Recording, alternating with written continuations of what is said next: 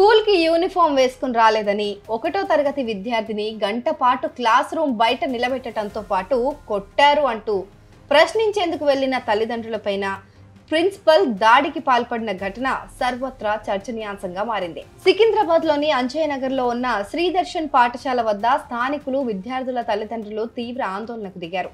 పాఠశాల ప్రిన్సిపల్ దాష్టికానికి నిరసనగా పాఠశాల ఎదుట ధర్నా నిర్వహించారు.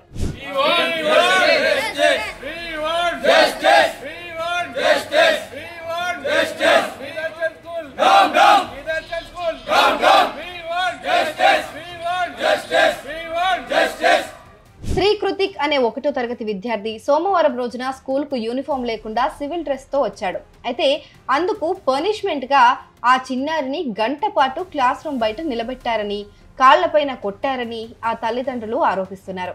ఇదే విషయాన్ని ప్రశ్నించేందుకు స్కూల్ కు వెళ్లిన చిన్నారి తల్లిదండ్రులపైన కూడా ప్రిన్సిపల్ విచక్షణారహితంగా దాడికి పాల్పడ్డారని విద్యార్థి తల్లి మంజుల తెలిపారు. ఈ దాడిలో తన చేతికి సైతం గాయమైనట్లు ఆమె వెల్లడించారు.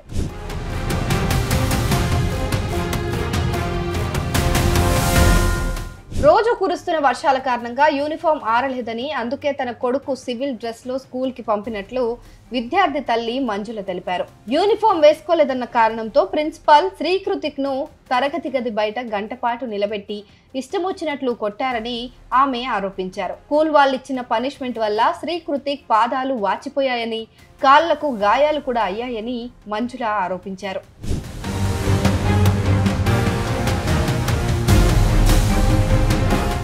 ప్రిన్సిపల్ దాష్టికంతో ఆగ్రహానికి గురైన విద్యార్థి తల్లిదండ్రులు స్థానికులతో కలిసి పాఠశాల ఎదుట ఆందోళనకు దిగారు. ప్రిన్సిపల్ కు వ్యతిరేకంగా నినాదాలు చేస్తూ న్యాయం చేయాలని డిమాండ్ చేశారు.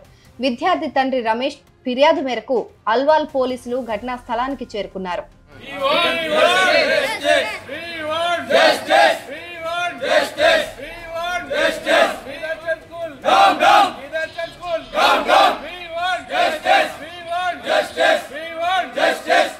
ఈ ఘటనకు సంబంధించిన అన్ని కోణాలను దర్యాప్తు చేస్తున్నారు పోలీసులు.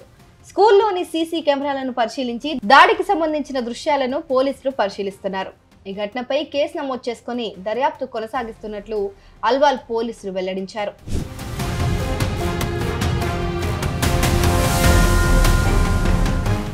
ఈ ఘటన పాఠశాలల్లో క్రమశిక్షణ పేరుతో విద్యార్థులపైన, తల్లిదండ్రులపైన ప్రదర్శిస్తున్న దాష్టికం పైన మరోసారి చర్చకు దారితీసింది. విద్యార్థుల మానసిక, శారీరక ఆరోగ్యాన్ని దెబ్బతీసే ఇలాంటి చర్యలపైన కఠిన చర్యలు తీసుకోవాలని తల్లిదండ్రులు, విద్యావేత్తలు డిమాండ్ చేస్తున్నారు. పాఠశాలల్లో క్రమశిక్షణ పేరుతో విద్యార్థులపైన, వారి తల్లిదండ్రులపైన ఇలాంటి దాష్టికాలు జరగకుండా ఎలాంటి చర్యలు తీసుకుంటే బాగుంటుందో కామెంట్లు చెప్పండి.